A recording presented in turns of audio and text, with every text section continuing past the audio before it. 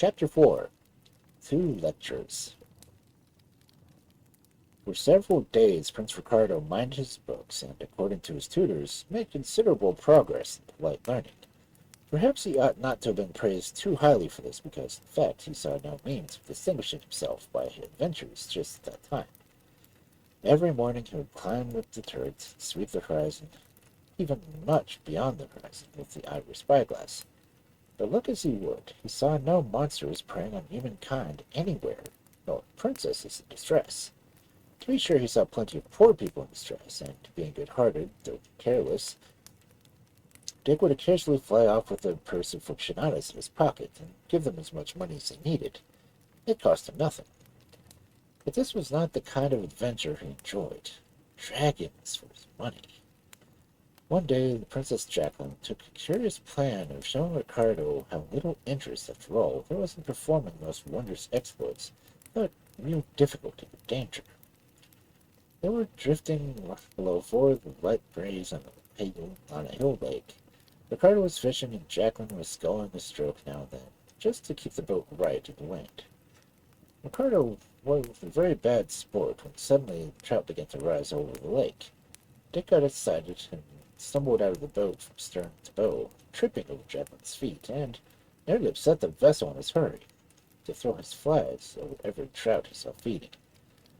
But, as too often occurs, they were taking one particular fly which was on the water, and would look at nothing else. "Oh, bother them!" cried Ricardo. "I can't find a fly in the book, and at least like the black one they're feeding on." He tried half a dozen different fly hooks, but to all no purpose. He lost his temper, got his tackle entangled in Jaqueline's hair, then in a landing net, and, though such a big boy, he was nearly crying with vexation. Princess Jaqueline, with great pains and patience, disentangled the casting line, first from her hair, which Ricardo was anxious to cut. Stupid oaf! Her pretty hair! Then from the landing net, but Dick was growing sulky. "It's no use," he said. "I've not a fly that will suit.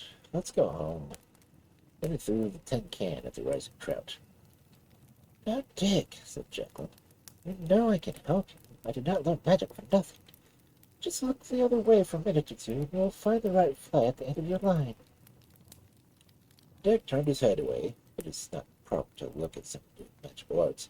And then in a moment he saw the right hook on his cast, but Jaqueline was not on the boat.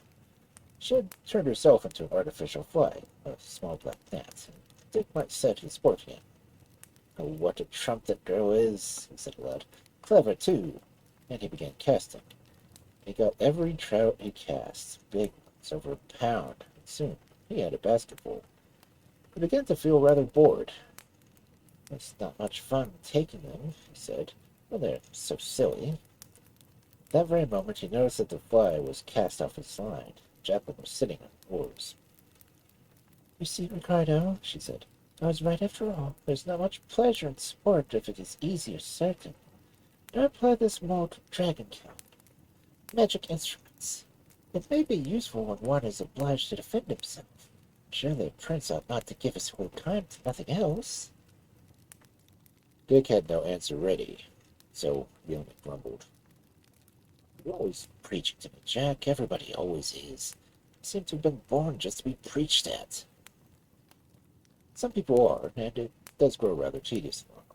But perhaps what Jaqueline said may have made some impression on Ricardo, for he stuck to his books for weeks, and was got into the decimal fractions and elusive. All this, of course, pleased the king very much, and began to entertain hopes of Ricardo's becoming a wise and learned prince, and a credit to the little history of his family. Things were not always to go smoothly. Far from it. It was poor Jaqueline who fell into trouble next. She had been ready to lecture Dick when we saw, and took a great deal of credit herself for his steadiness. But one day King Prigio happened to meet Jaqueline's maid, Rosinda, on the stairs. Rosina was a pretty girl, and the king always appreciated her kind independence. He stopped to have a chat with her. "Oh, Rosina, what a pretty little silver cross you are wearing," he said, as he lifted the curious ornament which hung on a chain from Rosinda's neck, which consisted of 7 drops of silver. "May I look at it?" His Majesty asked, and Rosenda, all in a flutter, took it off and gave it to him. Said the king. "Very curious and pretty. May I ask where you got this, Rosenda?"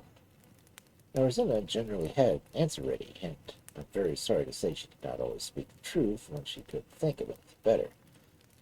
On this occasion, she was anxious to think of something better, for fear of getting Jaqueline into a scrape about her chemical experiment in her bedroom. But Rosenda was fluttered, and, as we said, the royal kindness, and she could think of nothing but to curtsy to say, "Please, your Majesty, the princess gave me the drops." "Very interesting," said the king. "There's a little moon shining back in each of them. I wonder if they shine in the dark." He opened a door to the cupboard, which had no windows, where the housemaid kept her mops and brooms, and shut himself in. Yes, there was no mistake. The darkness quite lighted up with the sheen of 7 little moons with the silver. The king looked rather grave. "If you can trust me with this crust till tomorrow or something, I would like to have it examined and analyzed. This is no common silver." Of course, Rosina could only curtsy, but she was very much alarmed by the consequences to her mistress. After luncheon, the king asked Jaqueline to come up to his study, as he often did, to help him with his letters. When they sat down, his Majesty said, "My dear Jaqueline, I never interfere with your pursuits, but I almost doubt whether Cornelius Agrippa have a good book for a very young lady to read. The fairy Paramanu, I am sure, taught you nothing beyond the ordinary magic accomplishments suited for your rank. But there are a great many things in the Cornelius which I think you should not study until you are older and wiser." "What does your Majesty mean?" said poor Jaqueline, feeling very uncomfortable, for the king had never lectured her before. "Why," said his Majesty, taking a silver cross out of his pocket, "did you not give this to Rosina?" "Yes, sir, I did give her the drops. She had them made up herself." "Then give it back to her when you see her next time. I'm glad you're a friend, Jaqueline. And you know, of course, that the drops are not ordinary silver. They are moon silver. That can only be got in one way, so far as I know, at least, when one supposes water when he or she is drinking the moon. Now, there is only one book which tells you how that can be done, and there's only one reason for doing it, namely, to find out what's some other person's secret. I shall not ask you whose secret you wanted to find out, but I must request that you never do such a thing again without consulting me. You can have no reason for it. Such a great king might have those enemies who are plotting against his country." "Oh, sire, I will tell you everything," cried Jaqueline. "No, don't. I don't want to know. I'm sure you will make no use of your information, which you think I should not approve of. But there is another thing. That eclipse of the moon. Oh, Jaqueline, it was honorable, fair to the astronomers and men of science, to say nothing about it. The European reputations are seriously injured." Poor Jaqueline could only cry. "Never mind," said his Majesty, comforting her. "There's no great harm done yet, and perhaps they would not believe you if you did explain. But just think, if some people cease to believe in science, what would they have left to believe in? But you are young, of course, and cannot be expected to think of everything." "I never thought about it at all," wept Jaqueline.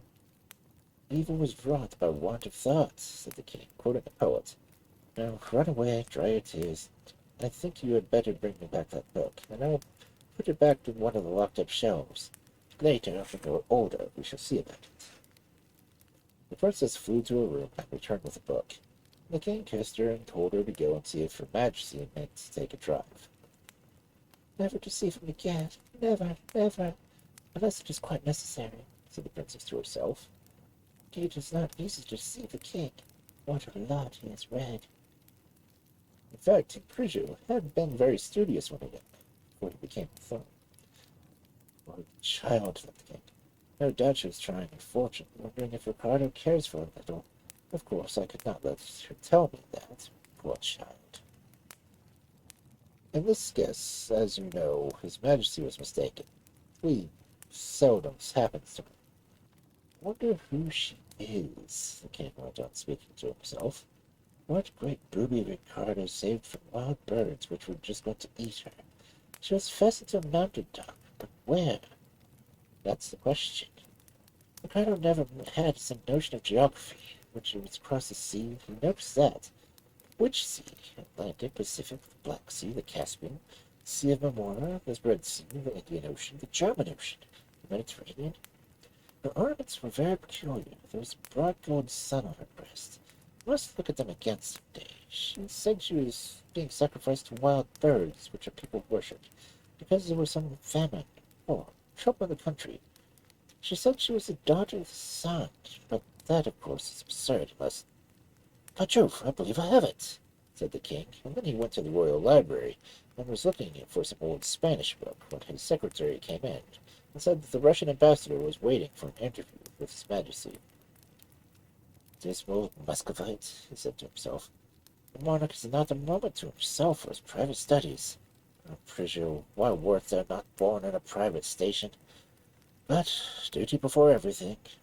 And wreathing his royal countenance in smiles, His Majesty prepared to give Count Snoronsky an audience. It was about the attitude of Pantuflia in the event of a Polish invasion of Russia.